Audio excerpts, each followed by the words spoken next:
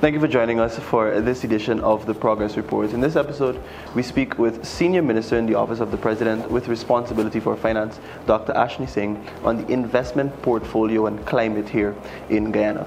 Minister Singh, thank you so much for joining us. Thank you very much, Akwan. As I have always said, it's a great pleasure to meet you and to do these sit-downs with you. Definitely. Minister Singh, let's start off our conversation talking about the most recent visit that we've seen happen here in Guyana. Now, we've seen senior representatives of the Islamic Development Bank come to Guyana, engage in conversations with His Excellency. Talk to us about the specifics of that visit, as well as the visit of the Emir of Qatar, who also visited as well. The specifics of that, what we expect to come out of those visits and so on. Sure. So, first of all, Shakwan, I want to maybe take a little step back into recent history, contemporary history in Guyana. One of the first major tasks that President Ali took on when he assumed office on the 2nd of August 2020 was to restore Guyana's credibility on the global stage and amongst the global family of nations. Because prior to August 2020, our credibility as a country had been severely damaged by the barefaced attempt to defy the democratic will of the people and the barefaced intent to steal the elections by the APNU-AFC. History will record that that effort by the APNU-AFC to steal the 2020 election resulted in Guyana being subject to negative commentary by almost all of the major capitals of the world.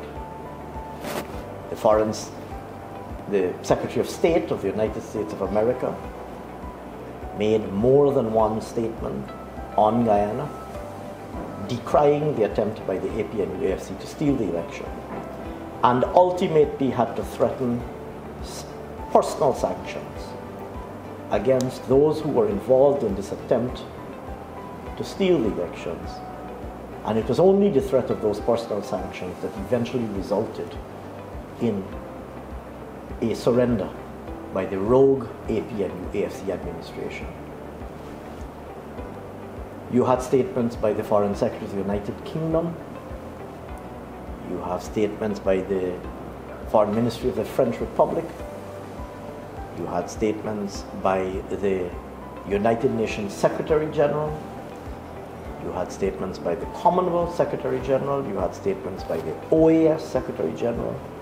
You had statements by CARICOM as a collective and several individual heads of government of CARICOM. Because, of course, the elections were internationally observed. And each one of the international observer missions issued a report coming out of it and was shocked and horrified by the refusal of the administration to respect the will of the people. And so Guyana was well on its way in August 2020 to becoming a pariah state, a rogue country. And had the APNU-AFC succeeded in its design to steal the elections of March 2020, Guyana would have become a full-fledged dictatorship. Pariah state would have been ejected by all of the major councils of the world and would have been subject to global sanctions. That is where we were heading as a result of the actions of the criminal and rogue administration of the APNU-AFC prior to August 2020. So when President Ali came into office, he had to restore Guyana's integrity and credibility on the global stage. And he set about this in earnest.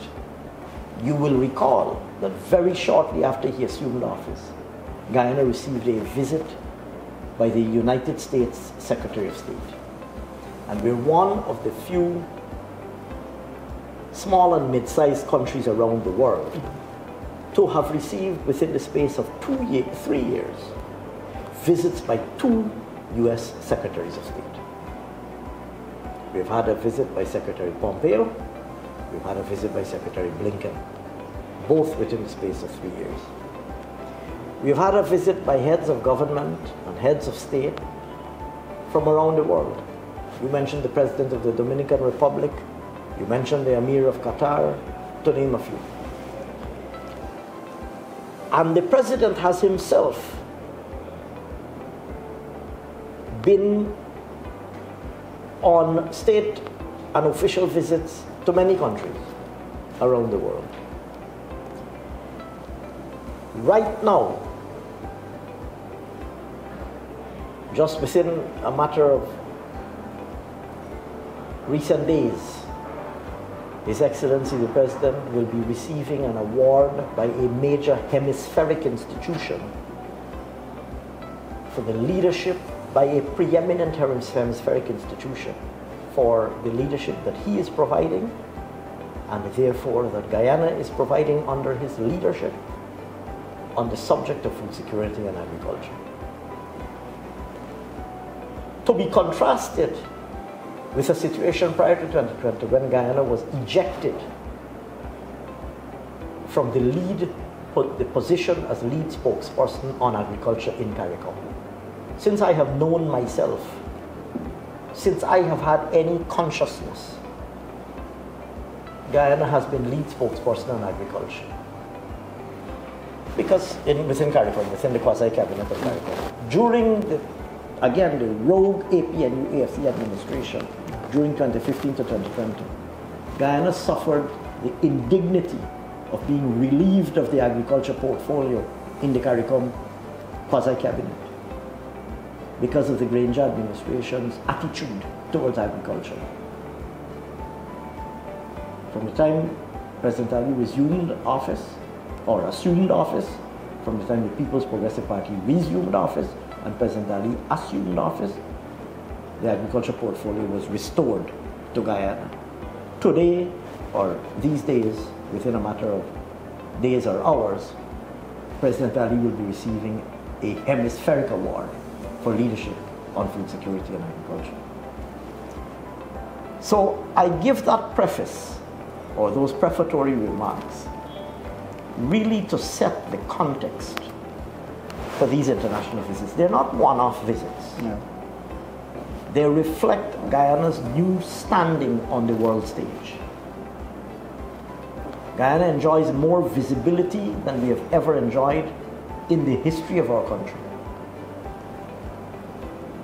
We are now regarded as the premier destination for investment by companies around the world, whether in the Far East, or the Middle East, or Europe, or North America, or Latin America. Companies from around the world consider Guyana to be the premier investment destination, an investment hotspot, the place to be. And these are not my words. You've seen publications from around the world using this and similar language to describe Guyana and the Guyanese economy today. So the visits by, whether it be the Emir of Qatar, which we were greatly honored to receive, which is a visit that we were greatly honored to receive, by the President of the Dominican Republic, which we were also greatly honored to receive, or indeed any other head of state or head of government of a friendly country, represent part of the growing recognition of Guyana's importance in global affairs, and in particular, the remarkable and exciting economic potential that resides within our country. And when you have a visit by a head of state, such as the Emir of Qatar, His Highness, or His Excellency the President of the Dominican Republic, you have an opportunity to renew and further consolidate bilateral ties. So in the case of the visit by the Emir of Qatar, we signed a number of MOUs. Similarly, with the visit by the President of the Dominican Republic, we signed a number of MOUs. you have an opportunity to renew and further consolidate and strengthen bilateral relations at a government level. And you also have an opportunity to lay the foundation for stronger economic and commercial ties. More companies going back and forth to do business, to invest, to create jobs, and to do business. And so these are incredibly important visits. We welcomed those two particular visits that you mentioned. And we welcome all such visits by heads of government, heads of state, and other dignitaries from friendly countries. We welcome these visits because we are committed to the global economic system. We understand and recognize that we're part of a global economic system. We are part of the global family of nations, the global collective. We are committed to making our contribution to the pressing problems of global concern, whether this be food security, climate security, energy security. We are committed to playing our part in the global collective effort to confront these pressing global problems. And we're committed also to leveraging these relations to derive the greatest possible benefit for the Guyanese people, whether it be through the form of more trade, more investment, more job creation, whichever channel the benefits might flow in and accrue to the ultimate well-being of the Guyanese people. We are committed to leveraging these relations with all friendly countries from around the world to the benefit of the Guyanese people. I might add too that, as you know, Guyana now has been elected to a non-permanent seat on the United Nations Security Council, which is a great privilege, which means now that we have an additional voice in the global stage, and we want to use that voice meaningfully in service to the collective global good.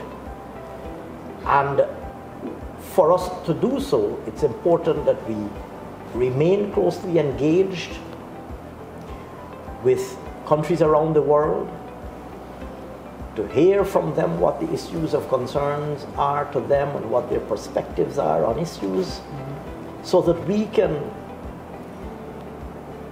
having paid keen attention to the perspectives of all of the countries with which we have friendly relations, so that we can represent those views and inform our own position on successive issues as they arise at the UN Security Council. And so we take that responsibility very seriously. But more importantly, or I should say of equal importance, but more particularly, ensuring that the friendly bilateral political relations that we enjoy with so many countries around the world, that those relations are leveraged, particularly and especially for improved economic well-being for the citizens of Guyana, through investment, through trade, and through closer economic ties.